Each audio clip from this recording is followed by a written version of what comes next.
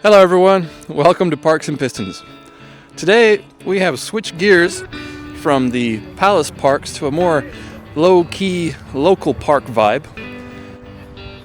We're here at the Southam Car and Bike Show at the Southam Cricket Club. While we love hunting down the world's most exclusive hypercars, events like this are the absolute lifeblood of the car community. It's where the true petrol heads gather on a summer's evening to share stories, admire real cars, and celebrate the unfiltered joy of driving. From pristine vintage British sports cars to roaring American muscle, the variety here is incredible. So let's grab a burger, take a walk on the cricket pitch, and see what distinguished drives and exceptional engineering the local community has brought out tonight. Let's check it out.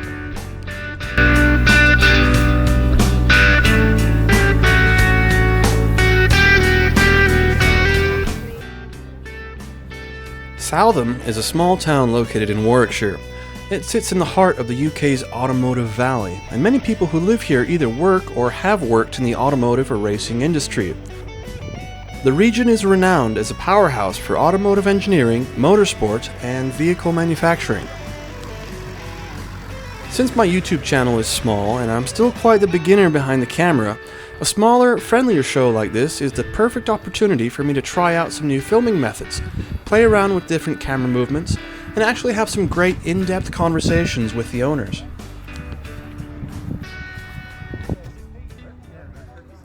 Starting off, I'm sure you all know this one. It's the Jaguar C-Type. This legendary 1950s racer was one of the first cars to successfully use disc brakes, an innovation that helped it dominate at Le Mans. It's an absolute masterpiece of aerodynamic British engineering, and it's just an elegant work of art.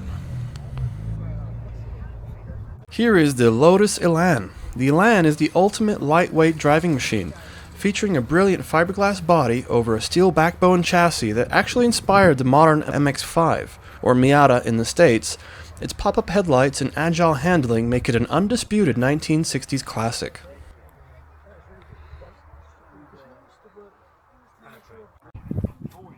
And this is a 1975 Rolls-Royce Silver Shadow. This was the first Rolls-Royce to use a monocoque chassis, bringing the legendary brand into the modern era of the 1970s. It delivers a truly distinguished drive with unparalleled hydro-pneumatic suspension comfort. The interior has exquisite burl wood and the gorgeous green emerald velvet velour, complete with dual armrests and a spacious cabin. And then we have the 1968 MGC Roadster. I have a thing for MGs. I love their cheeky advertising. Your mother wouldn't like it. Was brilliant. And the cars became symbols of sporty roadsters and racing excellence.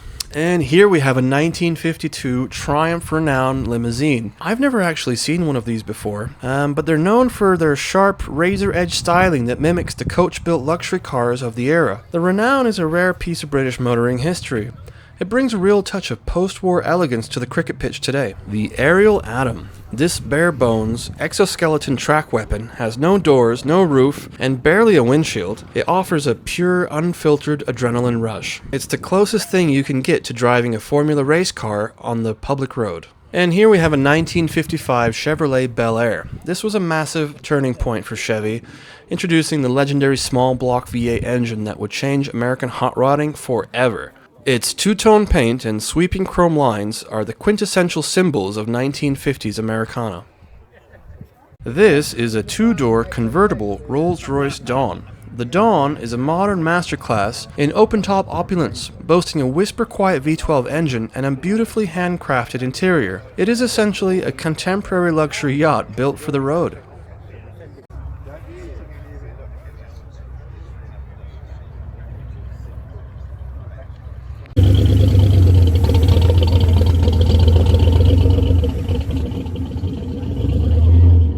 Here we have a 1954 Aston A30. I was totally captivated by this tiny thing. And do you know what these are? This charming little family car was Austin's answer to the Morris Minor, featuring a pioneering, fully unitized body structure, What I found particularly interesting was the precursor to indicators, called Trafficators, also known as the Semaphore indicators. Inspired by railway semaphores you can see at crossings, and mimicking early hand signals by extending out of the vehicle. They are placed in the B-pillar, and then they rotated up and illuminated to indicate the direction.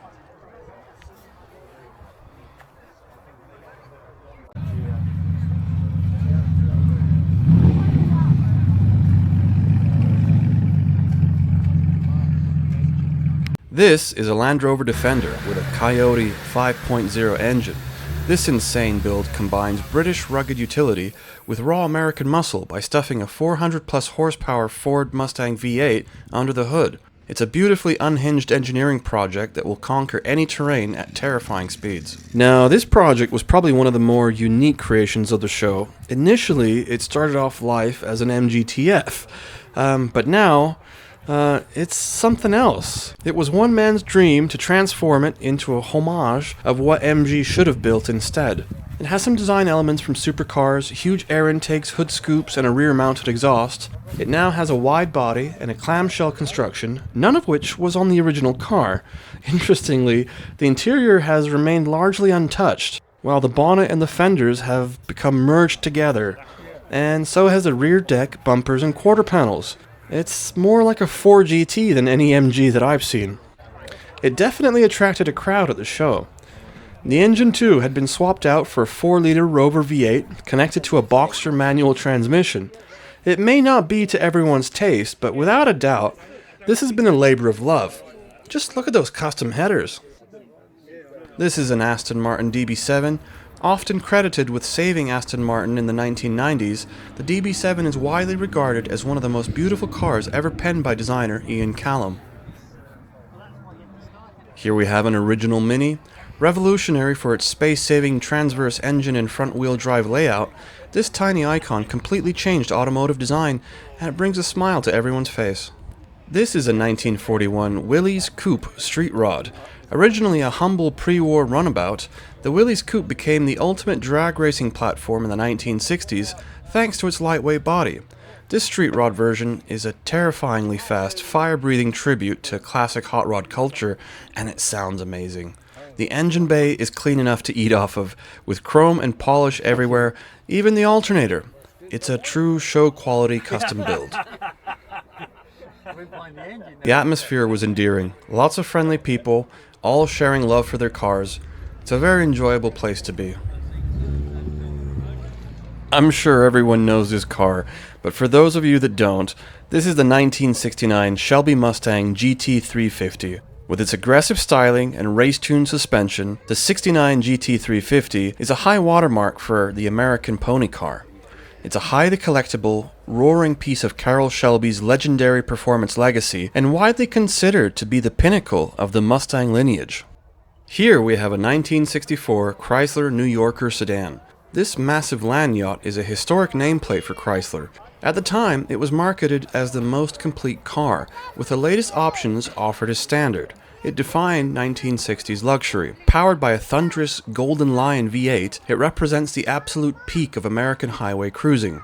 The interior is full of quirks and features. Originally, it had one of the first Squircle steering wheels, it has a push-button gear selector, a slide-away parking brake, and household-inspired climate vents. This is a 2005 Aston Martin V8 Vantage. The Vantage is a tightly wound, perfectly proportioned sports car that gave Porsche serious competition in the mid-2000s. And next to it, we have a Ferrari 550 Maranello.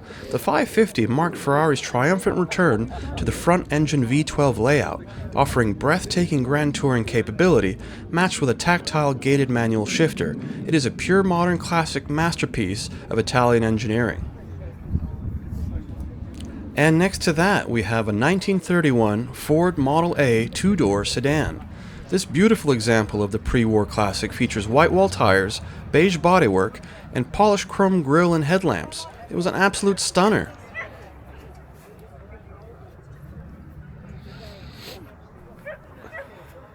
That's the best one. I think so too. It has a surprisingly functional hood ornament known as the thermocoil. It's a brilliant piece of 1930s engineering that's easy for the driver to read the engine temperature right from their seat. This is a 1941 vintage military Jeep, likely a Willys MB or Ford GPW model, often finished in the navy grey paint scheme. From the markings you can see it was assigned to the Royal Australian Navy. Did you know Jeep is an acronym for Just Enough Essential Parts? The tale of two Camaros. One body, but nearly every other component is different between the two cars. Both are 1967 or 1968 models of the Chevrolet Camaro. The one in silver with black racing stripes has an RS Rally Sport package featuring hidden headlights and a red interior.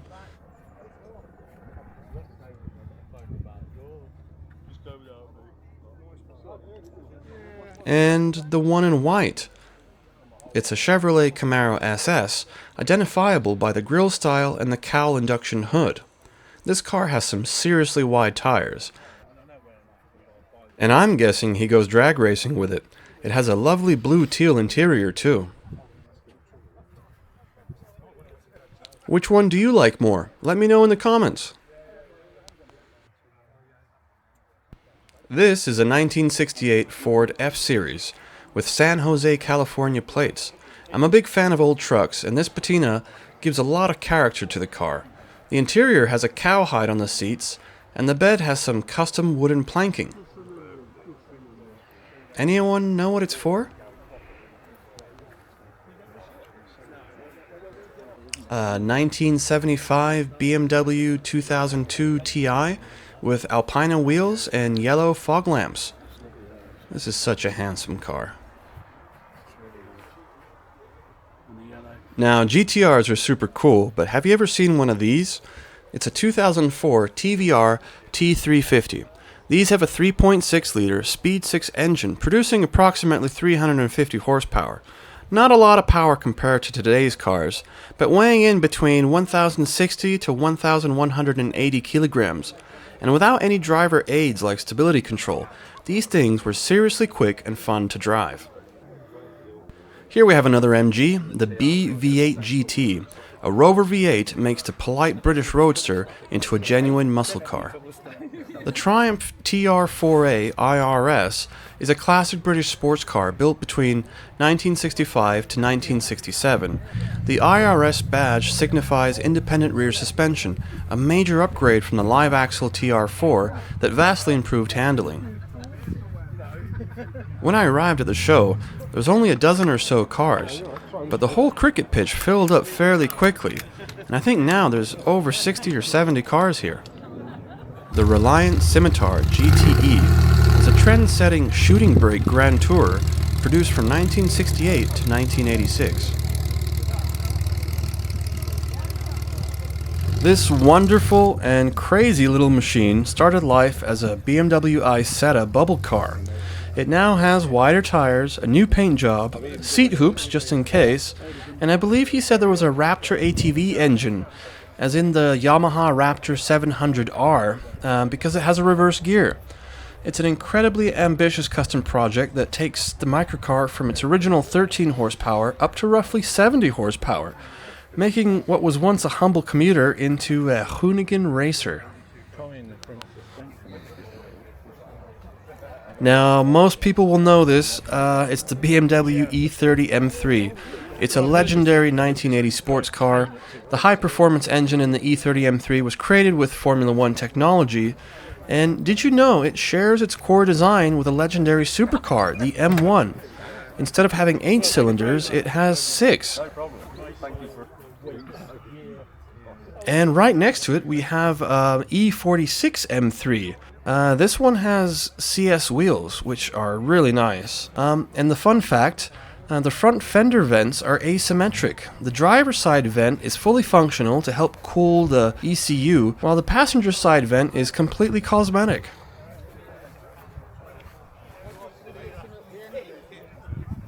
This is a rare breed. This is a Daimler Consort, a classic British luxury saloon produced in the early 1950s. Interesting story. Sir William Lyons, aka Mr. Jaguar, He bought the Daimler Company Limited in 1960 primarily to gain additional factory space and manufacturing capacity after the local authorities, aka the council, refused permission to expand Jaguar's existing site. This is an opulent example and has a duotone red and black paintwork paired with a beige interior. This fun-looking small car is an Aston Healey and is called the Frog-Eyed Sprite, also known as the Bug-Eye in the USA. It was produced from 1958 to 1961. The headlamps were intended to be pop-up style, but due to cost-cutting during development, the feature was scrapped and they became permanently upright. This is a meticulously restored Morris Minor van finished in a striking maroon paint. It's a quintessential English classic, featuring a rear panel van bolted to a separate chassis. This particular van has a modern engine swap, a 200 horsepower turnkey 2-liter Ford Zetec engine, making this an absolute sleeper, as well as a reliable daily driver.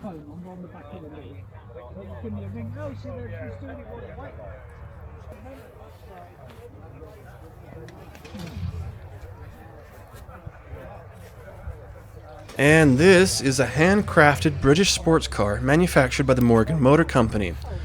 Known for combining vintage aesthetics with modern mechanical running gear, Morgans are famous for using traditional coach building techniques, including a hand-shaped aluminium body over a signature ash wood superstructure.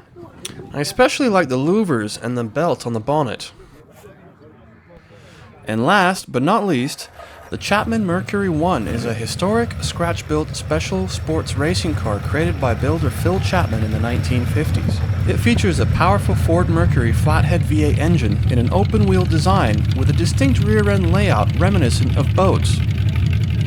The Mercury 1 is a highly celebrated machine in vintage motorsport for its unique combination of custom 1950s British engineering and American hot rod power.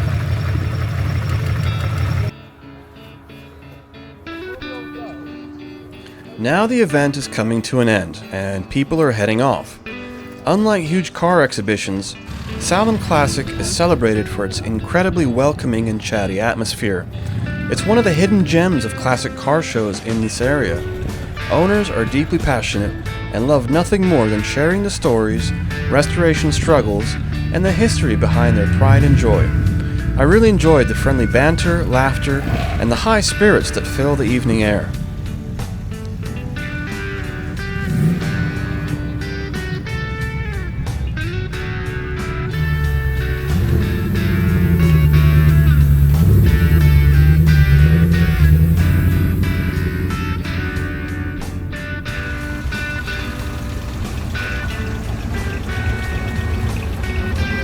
If you like this kind of content, please like, comment, and subscribe. Thanks for watching.